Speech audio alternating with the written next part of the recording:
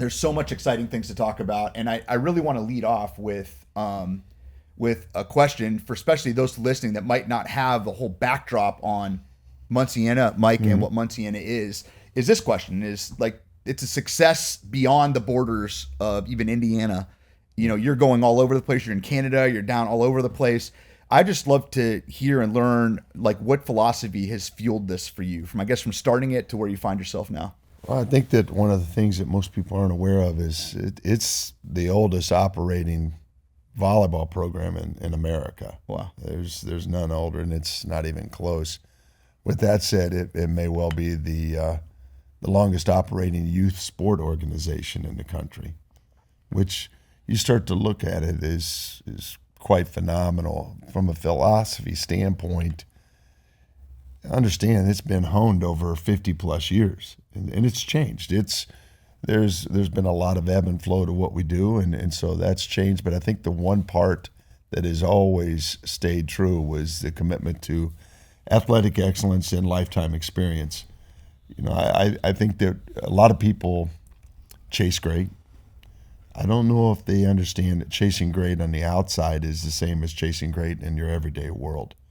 And so we want that combination to occur on a daily basis. And so the process of getting better and teaching people has those two components tied deeply into it. We're going to do what it takes to be top of the food chain athletically, but we're also going to pay the same amount of attention, equal but opposite, to creating an experience that these people can take with them for a lifetime.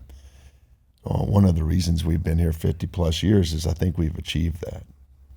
What do you think, what's different? I think there's a lot of people that can say those things that are trying, even in basketball, baseball, hockey, they can say it, and there's a lot of shared intent. But you've actually pulled it together and put together this track record that's unprecedented in the sport. What do you think went different for you where others, it was a failure to launch or just stopped? I think that, one of the things that helped Munciana right off the bat was its attachment to Don Shondell, its attachment to at the time, kind of a world-renowned men's volleyball program at Ball State. Mm-hmm.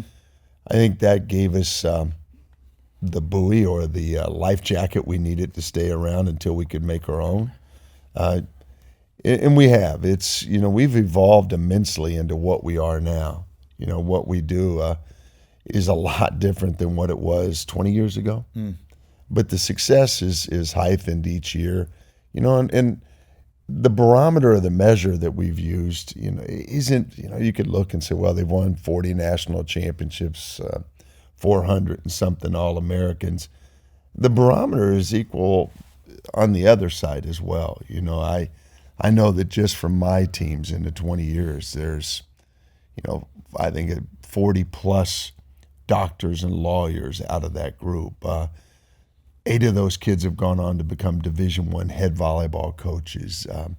3 are head of corporations, major corporations in the United States. And so my measuring tools are across the board, and I want to measure championships both on and off. And I think that principle was floated by Don Shondell, who was sown into all of our souls, and has just been exploded by virtue of the work ethic he gave us and by our own visions. I think that if that makes sense in a roundabout way.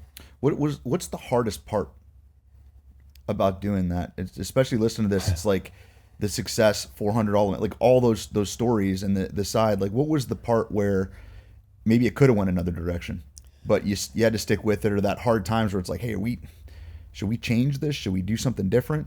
But you stuck with it. I think holding on to the rope. I mean, in life you're always going to be challenged. You're going to be challenged. Your theories are going to be challenged. Your character is going to be challenged. Your approach is going to be challenged. And we've held the rope. We held the rope through all of the changes in volleyball. Mm-hmm. We've held the rope through COVID. My biggest thing with COVID is I refused to reduce staff. I refused to let any employee go on unemployment. I refused, and it was one of the things that people look back on and ask me why I did it. Because I didn't want to give. I didn't want to give an inch. I didn't want to let the people around me think that I was taking a hand off the rope for any period. We just held the rope and kept climbing. And I think that we have been challenged. There are a lot of challenges, but I think if I have one thought process as to why I or Muncie or any of the things we've been associated with have been successful, is we just refuse to let go of the rope. And I don't know if that makes sense to everybody that would be watching or to you guys, but I do believe in the end that that would be my epitaph. I like it. I read something this morning. I'd read some Stoic philosophy in the morning. It said it was like something the key to successful life involved in 2 words: persist and resist.